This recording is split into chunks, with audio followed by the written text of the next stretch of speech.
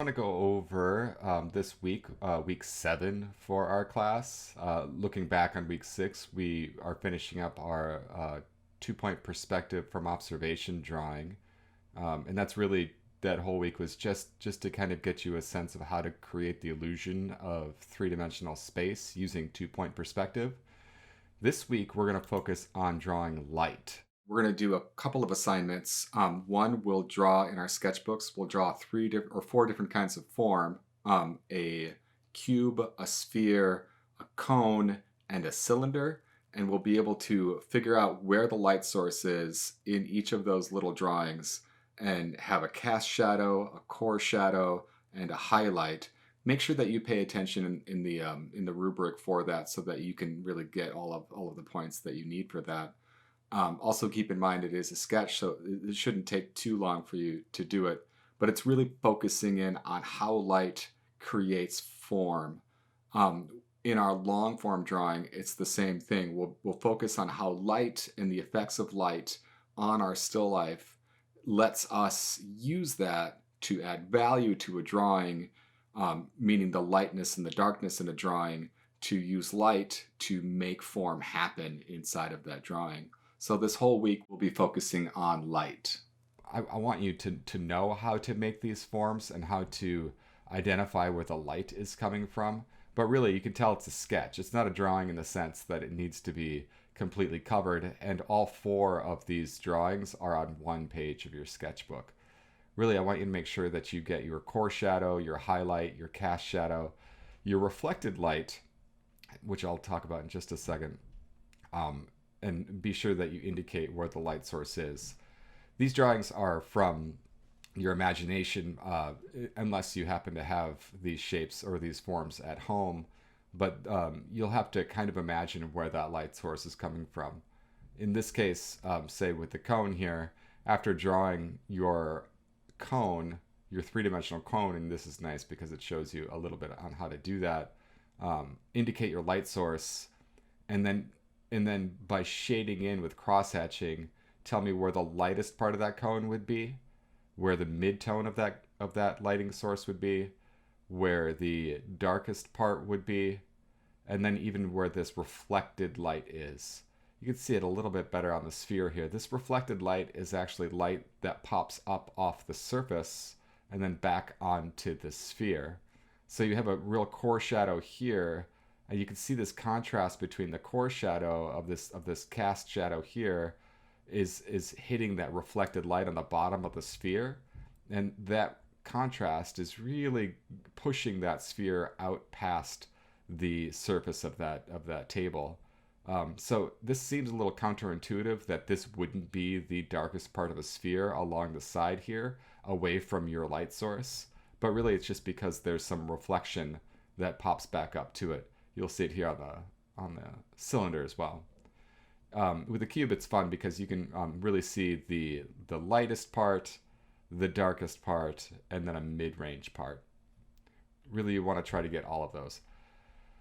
The rubric in this one is very simple. Keep in mind that it's only worth 10 points, so don't spend a ton of time on it. You just want to make sure that you have the full range of values, and that you're submitting it with a JPEG or a PNG.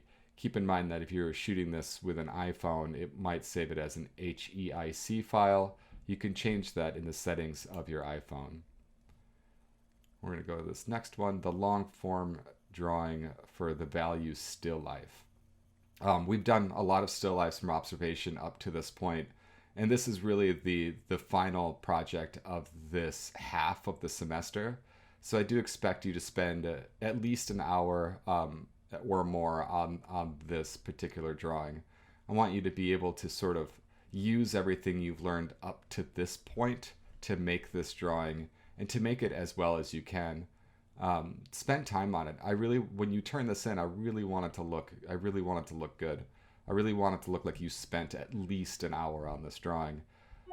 For some of you, I can tell that's not going to be an issue at all. For some of you, I think you're spending a lot more than an hour on a drawing. In this case, I just want you to make sure that you're covering the whole page, that you're considering even the negative space to make this composition, that you're using contrast, like the contrast of this reflected light here against the black of this ink bottle. That's a very, very nice contrast. Also thinking about how you're arranging your still life in a way that's going to create interest. So in this case, they put that, or I should say that our LinkedIn Learning guy put that in the right spot there so that it pushes this. I think it's a candle holder forward. Also thinking about cast shadow, thinking about core shadow, thinking about highlights, thinking about midtones. Really, you want to be able to make this drawing look like it's got all of the range of values. Also, very much consider how the light is all you see in this drawing in the end. You're really just drawing light. Pay close attention to the rubric here.